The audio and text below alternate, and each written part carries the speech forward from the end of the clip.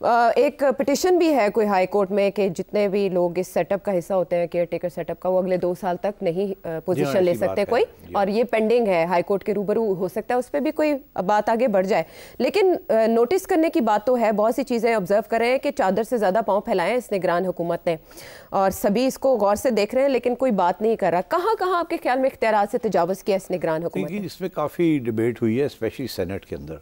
रज़ा रब्बानी साहब ने बहुत से ऑब्जेक्शंस रेज़ किए हैं, बहुत से इकदाम ऐसे हैं जिसके ऊपर इश्यूज़ बने हैं, मगर कुछ ऐसे इकदाम भी हैं जिनके ऊपर मेरा ख्याल है इश्यूज़ नहीं बनना चाहिए। तो I can discuss those with you one by one.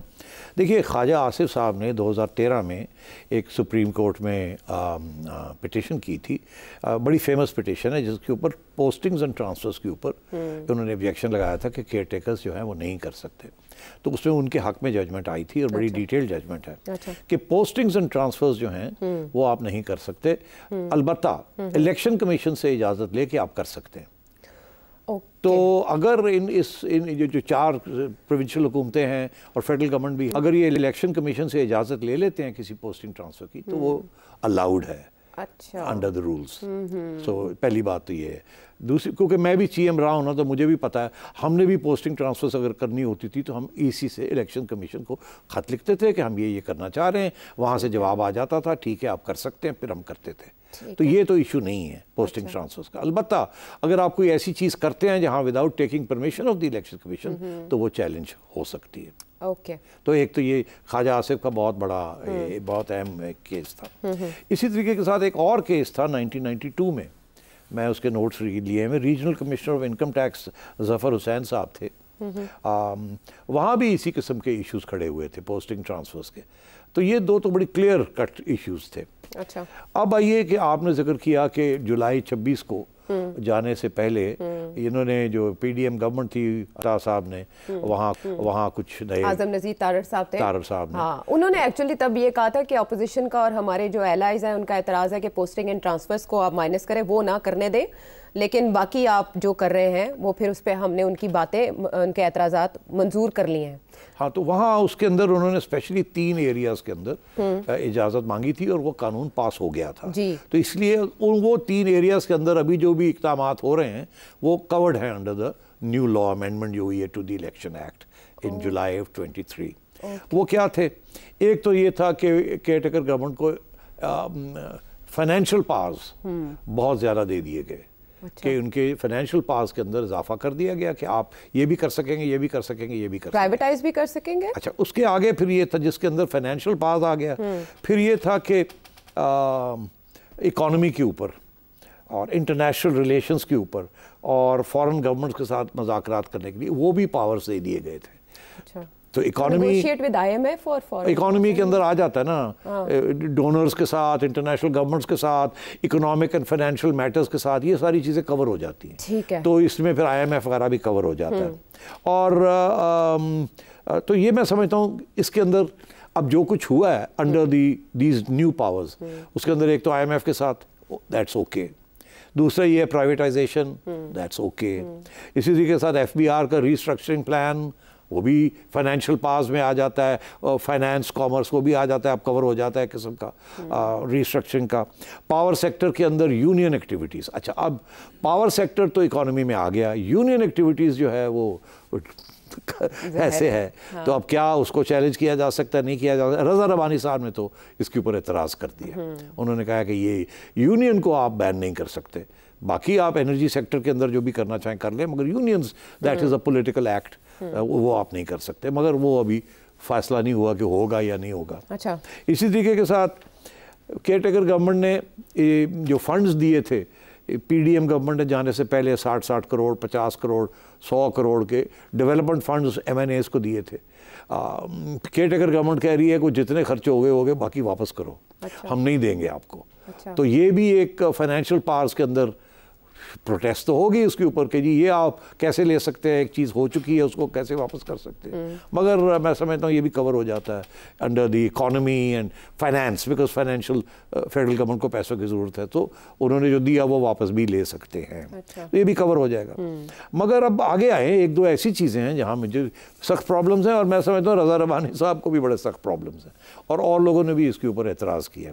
एक तो ये कि ये बनाने जा रहे हैं, एक कमेटी बना दी इन्होंने for disposal of legislative cases, कि लेजिस्लेशन के अंदर जो चीज़ें इस वक्त पड़ी नहीं है, पार्लियामेंट के अंदर जो पड़ी हुई थी आगे नहीं हुई, उसके ऊपर एक कमेटी बना दी है कि किसको क्या करना चाहिए। अच्छा। ये इनका कोई काम नहीं है। रिव्यू नहीं कर सकते? नहीं, इनका काम नहीं है, ये तो अगली हुकूमत आके रिव्यू कर सकती है। ये हुकूमत, ये तो केयर टेकर्स है, ये पार्लियामेंट के अंदर आगे क्या होना क्या नहीं होना ये उनको इजाज़त नहीं दी गई। But why are they doing so? सो ये आगे जाके सवाल खड़ा होगा, वी कैन डिस्कस इट कि ये जो करने जा रहे हैं ये क्यों करने जा रहे हैं। एक तो ये committee for disposal of legislation, they have no business doing this, और रज़ा रबानी साहब सही कह रहे हैं। इसी तरीके से एक और कमेटी बनाई है, और वो इससे भी ज़्यादा ख़तरनाक है। वो कह रहे हैं committee to draft laws for revision of current legislation. Legislation के ऊपर कि कौन होनी चाहिए नहीं होनी चाहिए वो पहली कमेटी, दूसरा ये कि जो होनी चाहिए उसके ऊपर भी अमेंडमेंट्स क्या होनी चाहिए। इनकी क्या बिजनेस है ये? तो this is the business of an elected government. आप कौन होते हैं कि ये एक ब्लूप्रिंट बना के आप छोड़ जाएं, और बाद में अब हाइब्रिड प्लस करके और अगली हुकूमत आए बंदूक यहाँ रखे और कहें जी कि ये करें, हम कर गए। This is also not right. ये पार्लियामेंट के पावर के ऊपर और अगली इलेक्टेड हुकूमत के ऊपर ये इंक्रोचमेंट कर रहे हैं, इज़ नॉट राइट। इसी तरीके के साथ जो सबसे इंटरेस्टिंग है वो ये है कि कमेटी टू डिटर्मिन कि मास्टरमाइंड ऑफ May 9 कौन थे। अरे भाई, आप केयर टेकर्स हैं, आप ये कैसे इस किस्म के केसेस कर सकते हैं कि फैसला करें कि ये कंस्पिरेसी 9 मई की किसने की थी और किसने नहीं की थी। ये तो कोई इलेक्टेड गवर्नमेंट आके ये करे, आप care takers can't do this. ये तो लॉन्ग टर्म है, ये तो पता नहीं कब तक चलेगा। ये जो कमेटी बनेगी फिर डिटर्मिन होगा, ये तो it effects the entire body politic. तो ये कोई सेक्शन 144 का लॉ एंड ऑर्डर सिचुएशन तो नहीं है, ये तो आप तो बहुत बड़ी कंस्पिरेसी इसको कहा जा रहा है। तो इसके ऊपर आप कमेटी कौन होते हैं बनाने वाले? ये तो अगली इलेक्टेड गवर्नमेंट आती है तो बनाती है। अच्छा, फिर ये है कि केयर टेकर गवर्नमेंट जो है वो मुर्तज़ा सोलंकी साहब पहुंच गए सेनेट में डिफेंड करने के लिए। रज़ा रबानी साहब ने पूछा कि आप ये कौन सा बिल लेके आए हैं कि सेनेट में पास करा के रखना चाहते हैं, जाके असेंबली आए और मोहर लग जाए इसके ऊपर। वो क्या है? Motion pictures act. अच्छा भाई, मोशन पिक्चर्स की बिल है, उसको अमेंड करना चाह रहे हैं। वो आपको क्या पसूड़ी पड़ी हुई है कि कौन सी फिल्में जो हैं वो लगेंगी और कौन सी नहीं लगेंगी और क्या होगा क्या नहीं होगा? इसका क्या ताल्लुक है केयर टेकर्स के साथ? आप पर्सनली कॉल करके उनसे पूछ लेते हैं कि उन्हें किस फिल्म में दिलचस्पी है। सोलंकी साहब कहते हैं वहाँ के नहीं जी मेरा तो हम ये कॉन्स्टिट्यूशन है, ये है वो है। मगर रज़ा रबानी साहब ने ठीक ठाक उनको खड़काया और यार ये क्या कर रहे हो, मोशन पिक्चर्स के ऊपर भी आप पहुँच गए, ये it's none of your business. तो मैं समझता हूँ रज़ा रबानी साहब बिल्कुल सही कह रहे हैं। उसके बाद कहते हैं वो कंसोलिडेटेड एक फंड होता है फेडरल गवर्नमेंट का और प्रोविंशियल गवर्नमेंट, उसमें से भी पैसे विड्रॉ हो रहे हैं। अब अंडर द आइन ये नहीं हो सकता, care taker government consolidated fund से नहीं ले सकती। ये भी रज़ा रबानी साहब ने ऑब्जेक्शन रेज किया और लोगों ने भी किया, और इनको फिक्र ही कोई नहीं है, ले ही जा रहे हैं जहाँ से पैसे आए। ये तो मतलब है कि ऐसे लगता है कि जैसे इनके इरादे यही हैं कि यही लोग आगे भी रहेंगे और यही फ़ायदा उठाना चाहेंगे, ये सब जो इकदाम किए जा रहे हैं। अच्छा। तो आई एम क्वाइट सरप्राइज्ड कि ये इसकी इतनी पसूड़ी क्यों पड़ी हुई है इनको। अच्छा। आप तो अब 7 दिन में जाने वाले हैं या 10 दिन में, तो या तो ये है कि आपका इरादा नहीं है जाने का और इसलिए आप ये सब कुछ कर रहे हैं ताकि आप ही चला सकें आगे। तो अगर अगली हुकूमत ने आना है तो वो करे। मगर अब दिलचस्प बात क्या, क्यों नहीं पीपल्स पार्टी ने ये बात कही जो रज़ा रबानी साहब कह रहे हैं?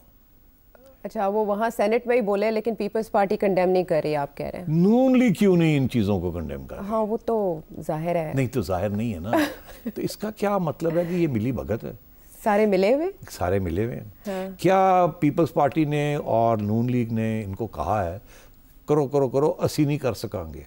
अच्छा, हमारे लिए ये करने ज़रूरी है मगर हम नहीं कर पाएंगे, प्रॉब्लम्स हमारे लिए हो जाएंगे, कंसेंसस क्रिएट करना डेमोक्रेसी होगी ना। बट ये उनके लिए लैंडमाइंस नहीं होंगी जो ये कर रहे हैं? तो इसीलिए तो फिर लगता है ऐसे है कि वो समझते हैं ये लैंडमाइंस नहीं होंगी, कर जाओ, हम नहीं कर सकेंगे, करना चाहिए, कर जाओ। या ये है कि कोई साहब कोई इदारा, कोई इंस्टीट्यूशन ने ये कह दिया है पीपल्स पार्टी को और नून लीग को, because of hybrid plus plus, कि ये हम करने जा रहे हैं, ये मुल्क के लिए बड़ा ज़रूरी है, आप शायद कर पाएँ या ना कर पाएँ, बिकॉज आपको तो बड़े देखना पड़ता है, अलायंस पार्टनर साथ लेना पड़ता है, पार्लियामेंट में मेजॉरिटी लेनी पड़ती है, कोई उठ के ऑब्जेक्ट कर दे, जैसे रज़ा रबानी साहब आप कर रहे हैं, तो बेहतर ये है कि इन्हीं से करवा लिया जाए, आपके लिए भी सहूलत हो जाएगी और नेशनल इंटरेस्ट में भी ये है। तो शायद इसलिए ऑब्जेक्शन नहीं आ रहा कहीं से।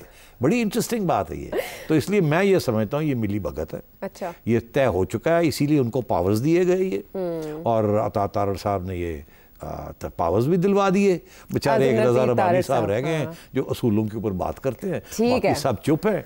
तो हाँ, लेकिन वो थोड़ी बहुत फेस सेविंग भी चाहिए होती है, वो रज़ा रबानी साहब दे देते हैं, वरना पार्टी उन्हें नोटिस भी तो इशू कर सकती है कि तुसी इंज क्यों किया। तो बड़ी रज़ा रबानी साहब तो बड़े लकी हैं, उनको सेनेट की सीट फिर से मिल गई है। हाँ। हमारे एक और भी दोस्त हैं पीपल्स पार्टी वाले जो कि असूलों के ऊपर बात करते हैं, आपको तो याद होगा उनका नाम क्या है, कौन है, बी से नाम शुरू होता है। तो एनीवे, तो बाबर साहब हैं।